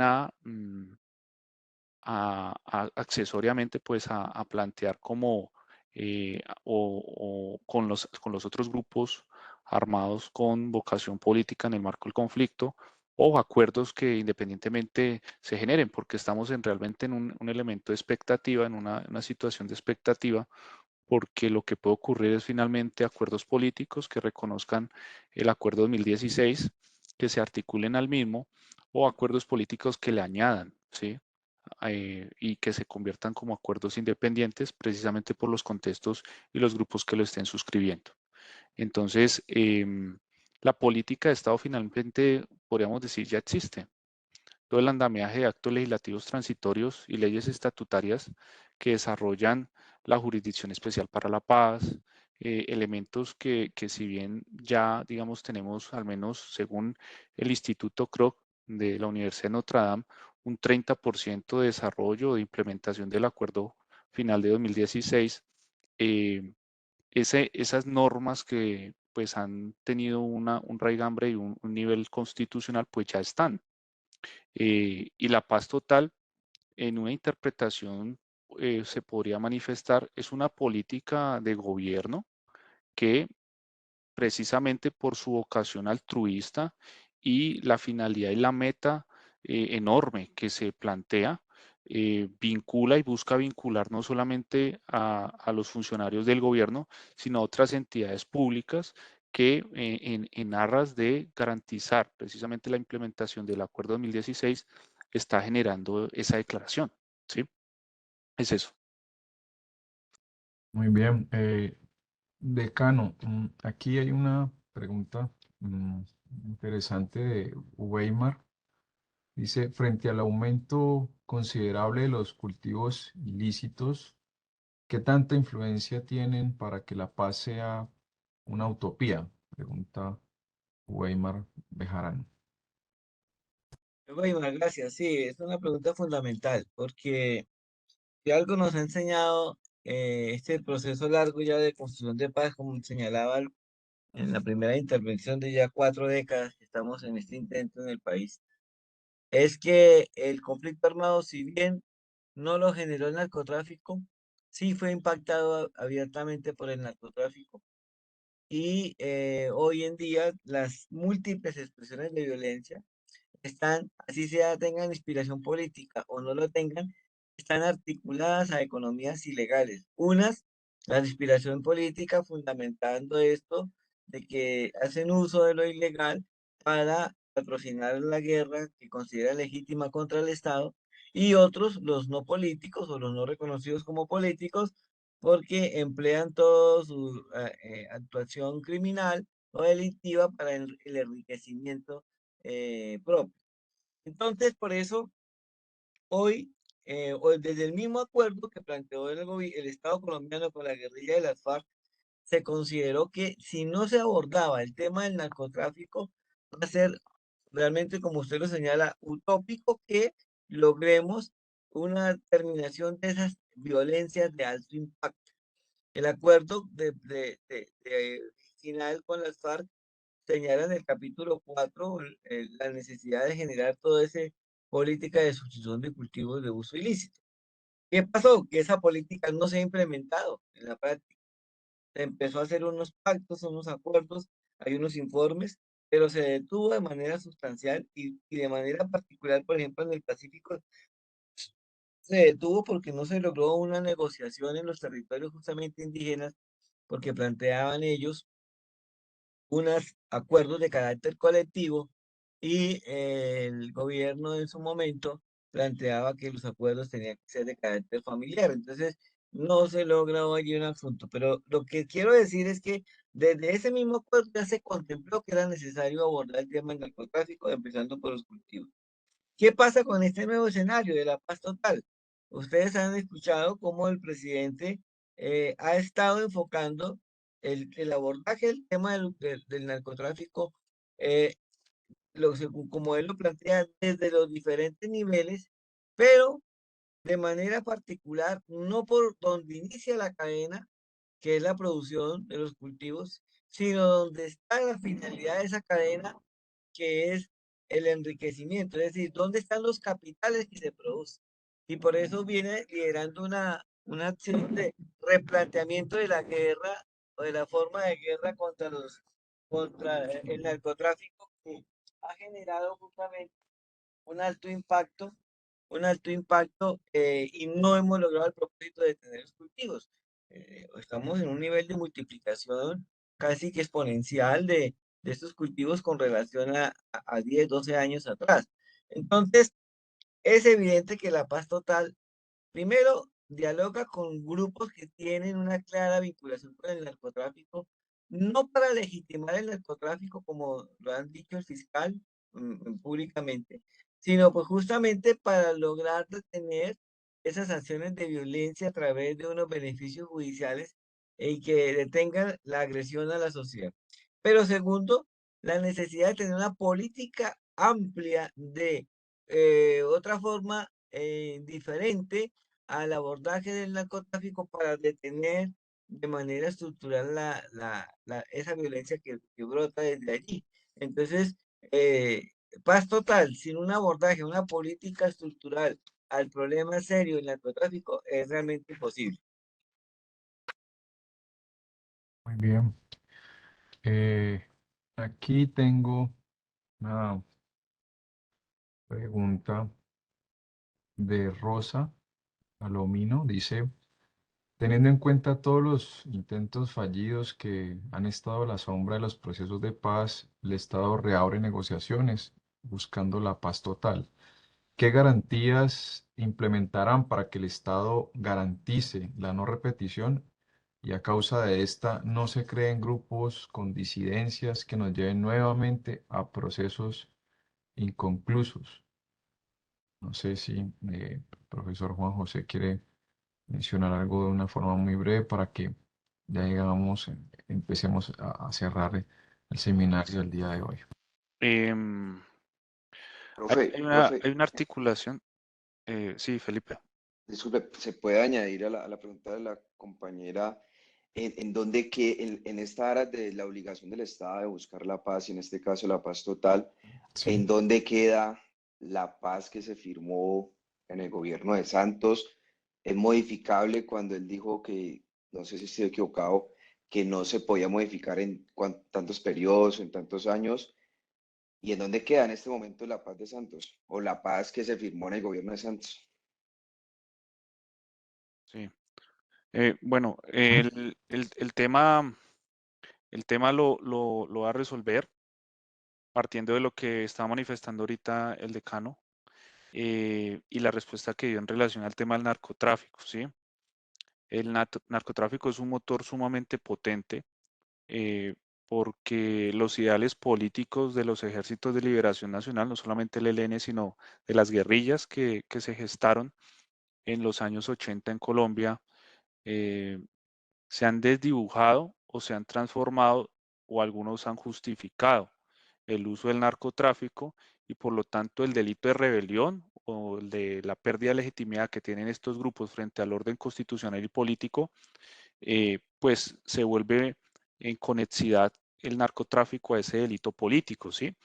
La ley 1820 permite en el estudio caso a caso, de acuerdo a lo que haga la sala de amnistía e indulto, el análisis de la conexidad del narcotráfico con el delito político de rebelión y otros delitos que prevé la ley que serán amnistiables e indultables, ¿sí? De acuerdo al análisis que se haga caso a caso.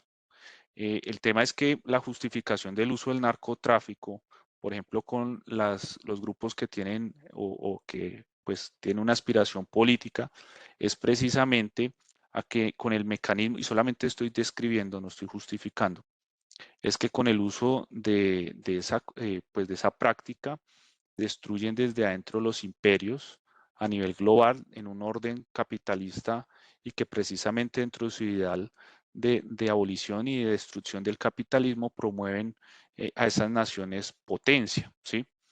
Entonces, es una justificación que estoy describiendo y no que está siendo emitida de mi parte, ¿listo?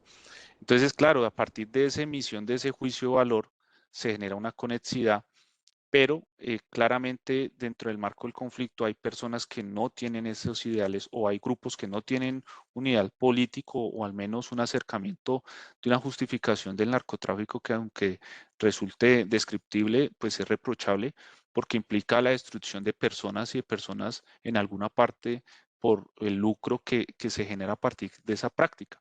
Entonces, a donde deseo llegar es que el narcotráfico es un motor fuerte, es un motor complejo, que precisamente las garantías de no repetición no solamente implica la dejación de armas o la incorporación a la vida civil, sino que la atención al tema de los cultivos, la atención a eliminar o generar una, pues una eliminación de esas economías ilegales, no solamente el narcotráfico, sino también la minería ilegal, se convierten como garantías de no repetición.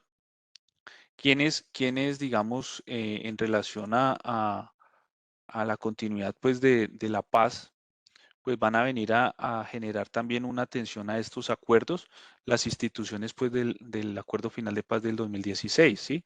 En la ley 2272 se declara incluso el uso de zonas veredales transitorias que el acuerdo preveía, el acuerdo de 2016, para la dejación de armas y la reincorporación a la vida civil.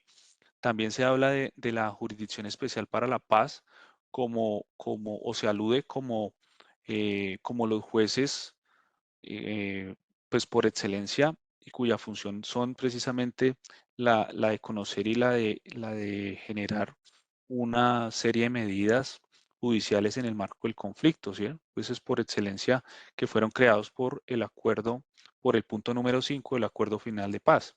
Entonces, mencionar sobre qué ha pasado después del acuerdo y qué ocurre, pues es importante que cada uno, y es recomendable, revisemos los informes de implementación de las distintas entidades por ejemplo, el Instituto CROC, donde se menciona que el 30% pues se haya desarrollado e implementado hasta el momento, pero que cerca de solo un 3% ocurrió en el gobierno anterior, ¿sí?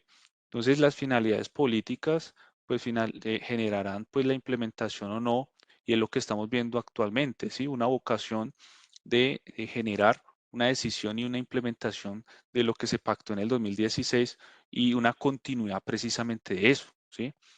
Em, hay una situación entonces que debemos manifestar y es que dentro de los elementos jurídicos, estos procesos esos elementos jurídicos son superados por elementos políticos, es decir, puede existir el andamiaje constitucional, el andamiaje legal, pueden estar establecidos los acuerdos, pero si no hay una vocación política por implementarlos, pues eso no sirve de nada. Es finalmente letra que está escrita, pero letra muerta porque no se implementa y no se materializa. Es eso.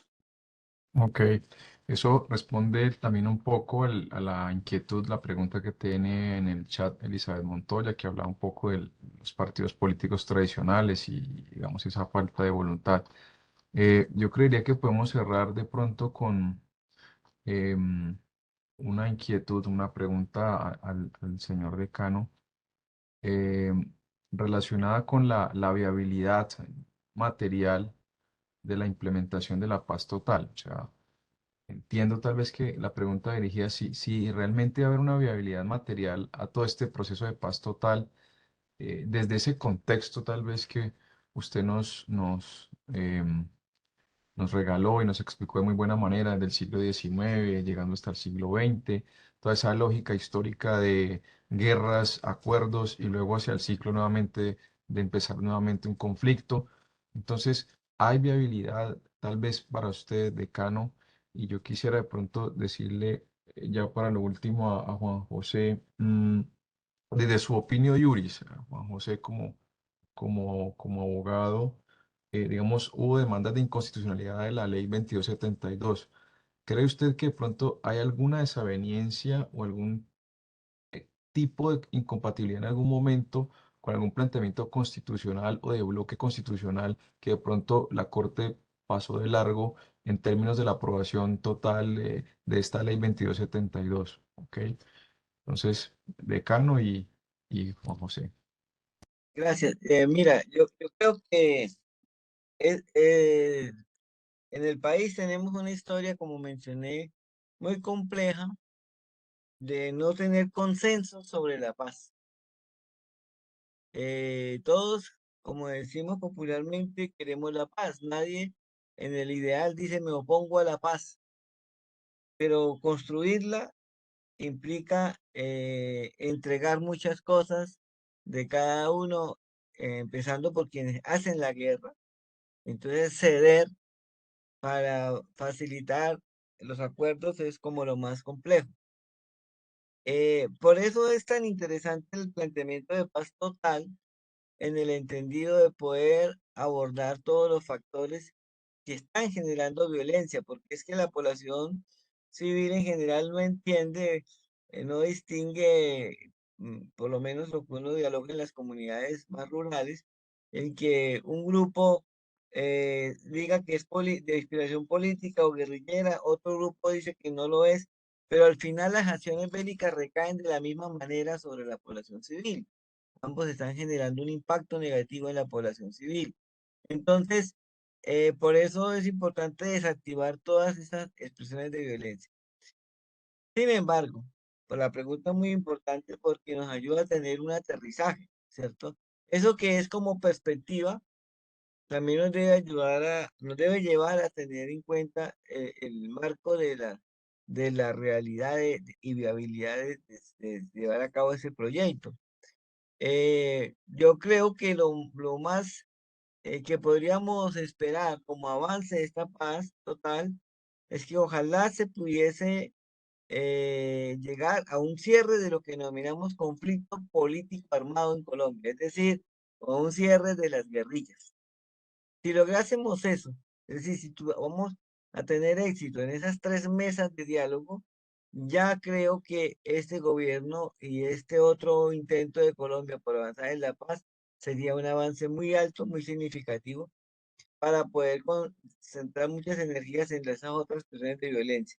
Pero si al mismo tiempo logramos tener éxito con algunas de esas otras expresiones, sobre todo con el Clan del Golfo, que es una de las estructuras más amplias y grandes de criminalidad, pues sería realmente un avance mayor. Yo me declaro un poco bastante optimista, o más bien esperanzado en que avancemos, pero el devenir histórico del país nos muestra de que hay unas corrientes, unos grupos, eh, sí, sectores de la sociedad que siguen pensando que la violencia es la forma, la violencia armada es una manera, y ya sea tanto legal como ilegal, de resolver nuestras tensiones sociales. Entonces allí creo que no va a ser tan fácil llegar a ese sueño. eh, es muy ambicioso y eso tiene debilidad el proyecto de la paz total, y requiere efectivamente que esté arropado por la sociedad. Estos ejercicios que estamos haciendo aquí en el plano académico son muy necesarios que todos los que estemos aquí, a medida que nos vayamos vinculando a las temáticas y la reflexión, lo hagamos con muchos otros sectores de la sociedad. Es decir, necesitamos una amplia pedagogía de la construcción de paz para que vaya haciéndose más viable, ¿no?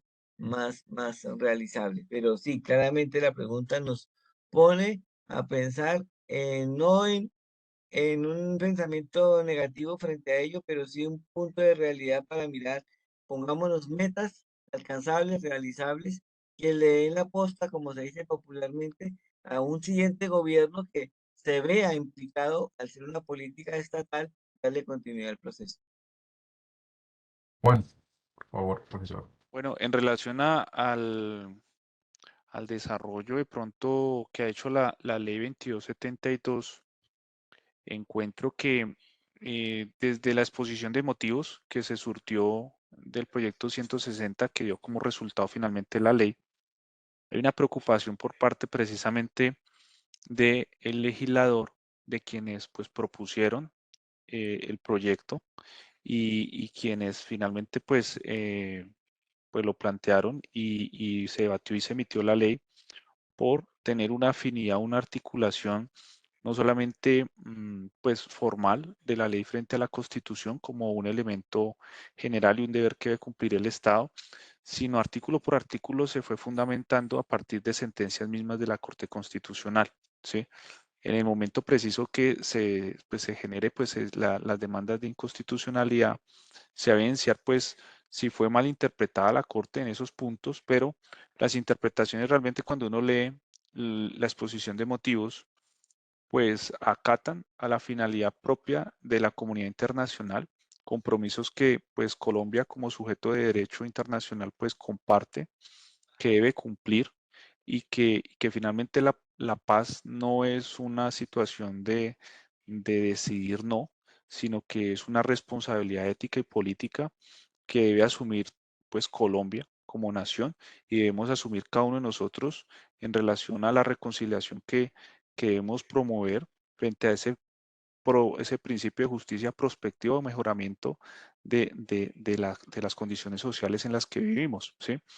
La situación no está en que pues aceptemos que somos conflictivos y somos violentos y que como nación estamos condenados a vivir permanentemente en una situación de vejamen, de violaciones de derechos humanos y de desconocimiento de la dignidad, sino que tenemos el potencial y la posibilidad de salir adelante como sociedad y que precisamente hay un apoyo internacional a este tipo de iniciativas. Muchas gracias. Bueno, creo que en aras de ser cumplidos con el tiempo, pues agradecemos totalmente la participación de los asistentes. Hemos tenido una muy importante concurrencia. Al profesor Juan José por su disposición, su tiempo, al señor decano igualmente por su lectura, su contextualización, su recuento histórico, su análisis político y antropológico, la claridad de Juan José en cuanto al aspecto jurídico y sociojurídico. Creo que nos dan unos aportes muy valiosos para tener una perspectiva analítica de la Ley 2272 y de todas las normas que hacen parte de toda esta política de Estado de la paz total que hoy se debate, que se discute en medios de comunicación, en las universidades y en otros escenarios. Nosotros desde la especialización en Derechos Humanos y Territorios y desde la Facultad de Ciencias Humanas y Artes, pues de nuevo les queremos agradecer, especialmente también a los estudiantes que veo por aquí de nuestro programa, por su participación y su asistencia, y a todos aquellos que quisieron compartir sus ideas, estar presente en este evento, en este seminario, que es gratuito, que hace parte también de nuestra responsabilidad social desde el programa y de la facultad y desde la Universidad Autónoma de Occidente. Muchísimas gracias y para todos una feliz noche. Gracias al profesor Juan José por su colaboración, su participación. Como decano de la facultad le expreso esa gratitud y al profesor Leonardo por coordinar y a todos ustedes por asistir. A Gracias, decano. ustedes. Gracias. Muchas gracias. Nos vemos mañana, Hasta luego, que estén muy bien. 6 a 8. Muchas gracias. Recuerden Buena noche. mañana. Buenas Sí, muy noches. puntuales. Gracias.